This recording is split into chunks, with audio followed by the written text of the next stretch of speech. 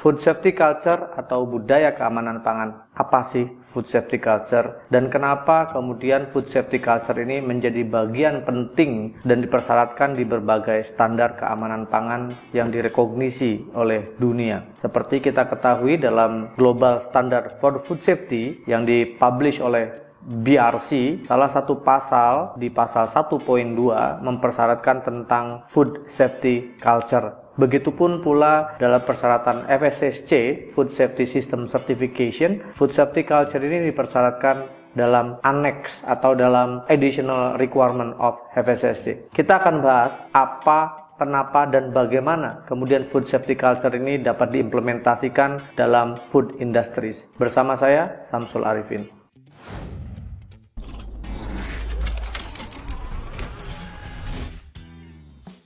Dalam pengertiannya, food safety culture diartikan sebagai budaya keamanan pangan. Kenapa kok keamanan pangan ini harus dibudayakan? Karena seperti kita ketahui bahwa budaya ini bukan sesuatu yang instan. Budaya ini dikembangkan dari suatu aktivitas yang dilaksanakan secara terus-menerus, secara rutin, kemudian menjadi satu kebiasaan, dan kelak akan menjadi satu budaya. Sehingga kenapa akhirnya budaya keamanan pangan ini perlu diterapkan, bahkan dipersyaratkan dalam berbagai standar keamanan pangan internasional. Oke, kita pahami dulu latar belakangnya. Kenapa kemudian food safety culture ini dipersyaratkan? Pada saat kita sebagai karyawan atau mungkin sebagai pemilik perusahaan pengolah makanan melakukan produksi makanan dan secara sengaja ataupun tidak sengaja ada produk yang kemudian tidak bisa sesuai dengan spesifikasi. Nah, akhirnya keputusannya ada di tangan mereka. Apakah mereka kemudian memaksakan bahwa produk tersebut bisa dijual atau kemudian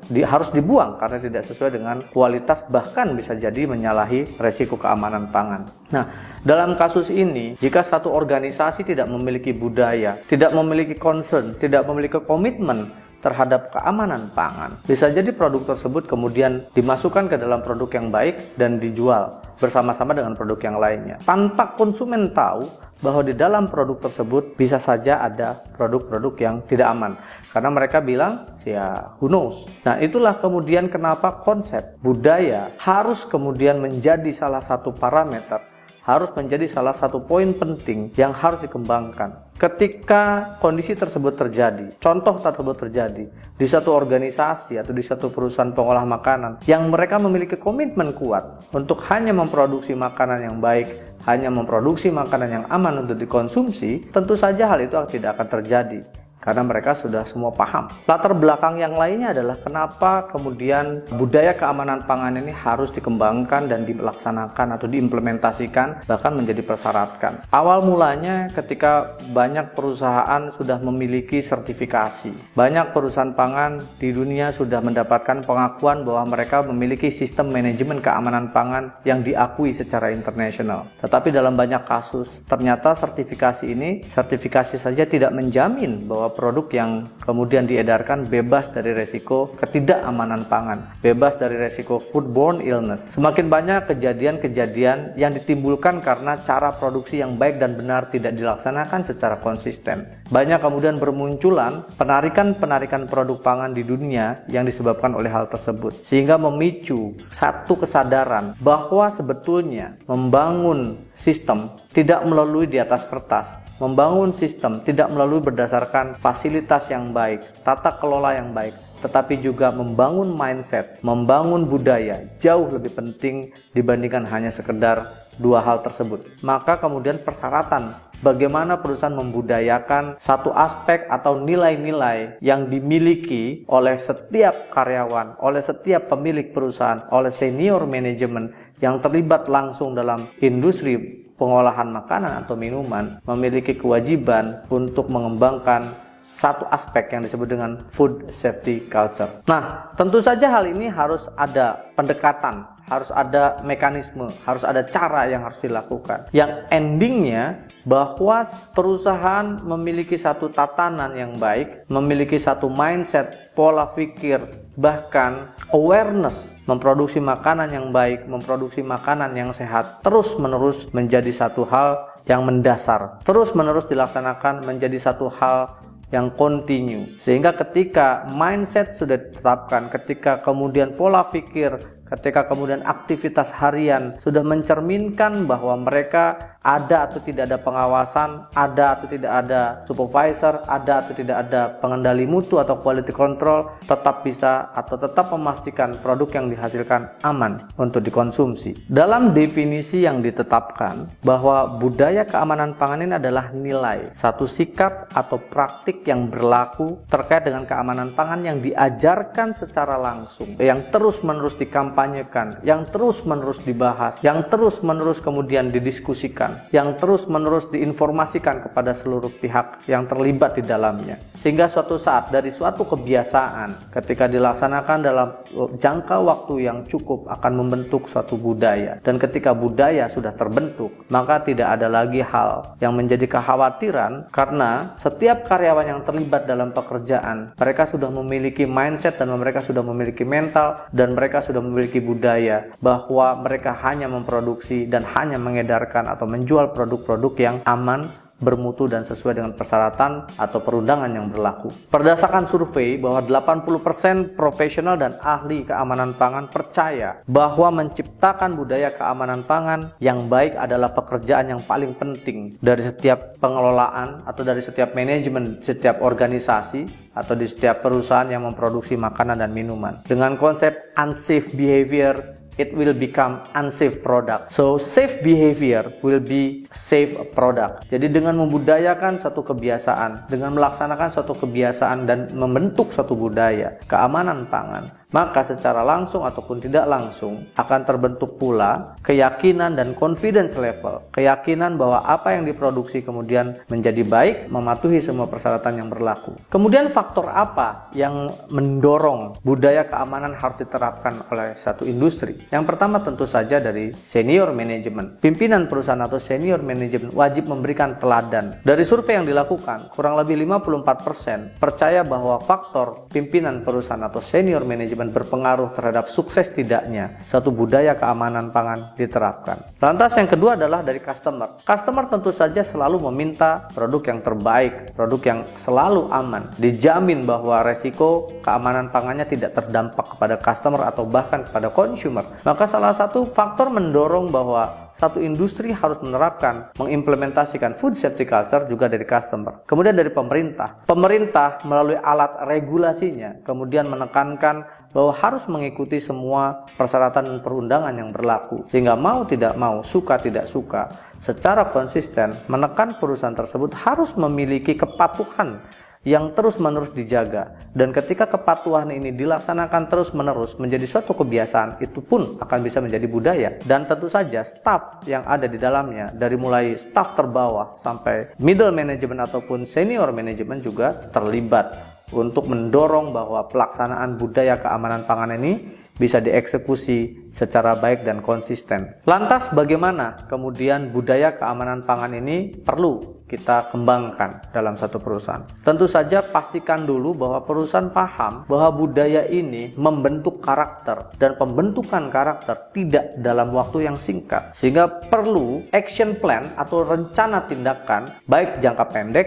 jangka menengah maupun jangka panjang. Tetapi perlu diingat bahwa penekanan terhadap target ini juga disesuaikan dengan apa yang menjadi target suatu perusahaan. Mau berapa lama perusahaan kemudian mengimplementasikan ini sehingga suatu saat perusahaan bisa mendapatkan outcome atau mendapatkan hasil dari pengembangan sistem budaya keamanan pangan atau food safety culture. Kita mulai dengan menetapkan target. Perusahaan harus menetapkan target. Define your culture target. Biasanya target ini ditetapkan berdasarkan visi dan misi perusahaan. Maka harus ada konektivitas antara visi dan misi perusahaan dengan target budaya keamanan pangan. Misalnya, perusahaan memiliki visi bahwa ingin menjadi perusahaan terbesar, misalnya ya, atau menjadi perusahaan yang paling dicari oleh konsumen, yang dikenal sebagai perusahaan yang memproduksi produk-produk bermutu atau memiliki komitmen terhadap keamanan pangan yang tinggi. Mendapatkan trust dari customer adalah salah satu objektif atau target dari perusahaan tersebut dalam jangka pendek, dalam jangka panjang, dalam jangka menengah. Kemudian ditetapkan apa yang ingin diimplementasikan. Apakah perusahaan hanya puas dengan menetapkan bahwa karyawannya sudah peduli? Apakah kemudian tidak berharap bahwa suatu saat, suatu ketika nilai-nilai budaya keamanan pangan ini ini juga dapat membantu perusahaan untuk mencapai visinya. Nah, sehingga setelah menentukan target, barulah perusahaan kemudian melakukan assessment. Apa maksudnya assessment? Harus dinilai. Dinilai berdasarkan apa? Banyak sekali parameter yang bisa menilai sejauh mana kriteria perusahaan ini sudah memiliki budaya. Dalam skala 1 sampai 9 misalkan, atau 1 sampai 10 misalkan, berapa nilai existing budaya? Contoh begini deh. Ketika kita masuk ke pabrik, mungkin kita sudah bisa menilai secara kasat mata apakah perusahaan ini memiliki komitmen atau tidak. Ketika kita masuk satu pabrik, kita lihat pabrik ini rapi, bagus gitu ya.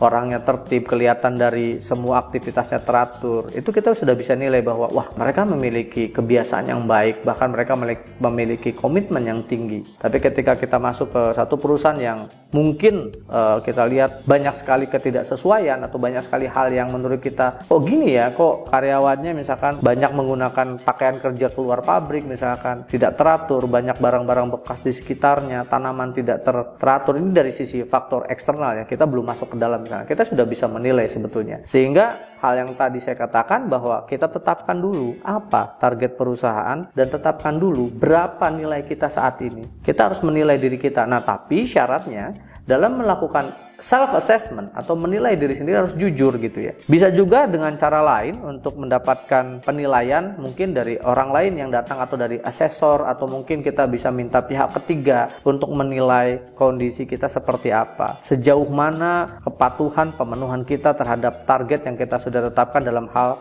budaya tentang keamanan pangan. Setelah kita kemudian lakukan assessment, kita harus lihat hasilnya. Seperti apa hasilnya? Dalam melakukan assessment juga kita bisa menetapkan satu cara dengan menggunakan metode survei. Dengan metode kuesioner, kita sebar kuesioner kepada karyawan sejauh mana mereka peduli ya. Tetapi ingat bahwa ini juga memiliki kelemahan ya.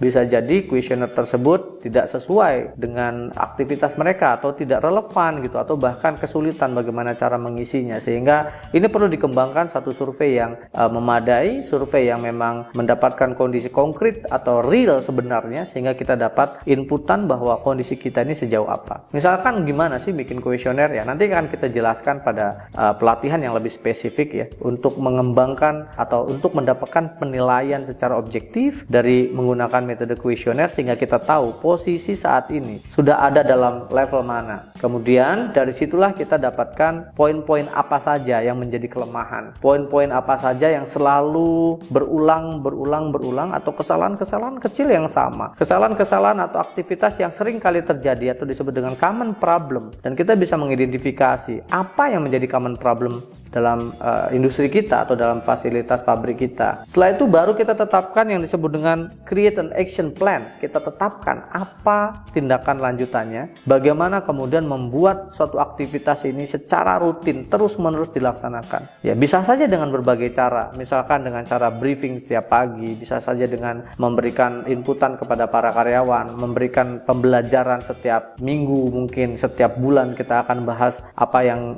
menjadi tren atau menjadi isu-isu penting dalam suatu perusahaan.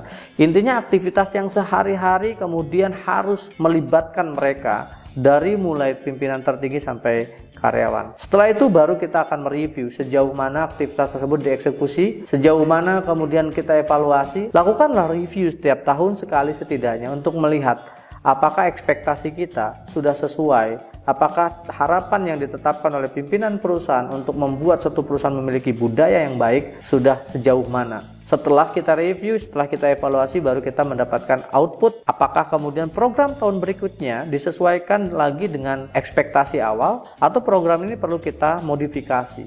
Dan terus-menerus dilaksanakan setiap periode hingga tujuan jangka pendek, tujuan jangka menengah, dan tujuan jangka panjang tercapai. Jadi kesimpulannya seperti ini, kita tetapkan dulu apa targetnya. Target itu kemudian bisa dihubungkan dengan visi dan misi perusahaan. Kemudian kita tetapkan bagaimana caranya. Nah, sebelum kita menetapkan bagaimana caranya, kita lakukan dulu mengassess, menilai, self-assessment, lakukan penilaian secara mandiri atau melibatkan pihak ketiga untuk mendapatkan informasi di mana posisi kita saat ini berada. Jika skala 1 sampai 10, kita nilai berapa? Nilai 5, nilai 6, atau nilai berapa? Setelah itu tetapkan action plan, tetapkan rencana tindakannya apa. Bisa saja dengan briefing, bisa saja dengan training, bisa saja dengan aktivitas-aktivitas lain yang melibatkan semua pihak, bisa saja dengan kegiatan yang mungkin aktivitas ini perlu dilakukan, bisa jadi per grup atau bisa jadi perorangan. Jadi tentukan hal yang tepat. Misalnya, setelah itu baru kita review setiap tahun sekali. Kita lihat, baru kita tentukan apa langkah berikutnya sampai target tersebut tercapai. Apakah jangka waktu 1 tahun, 2 tahun, 3 tahun, bisa jadi 5 tahun ke depan, bisa jadi 10 tahun ke depan. Karena sekali lagi, budaya bukanlah sesuatu yang instan. Budaya bukanlah sesuatu yang didapatkan secara cepat, tapi ini lebih ke proses. Bagaimana suatu aktivitas yang baik dilaksanakan secara konsisten menjadi satu kebiasaan dan akhirnya bisa jadi menjadi satu budaya.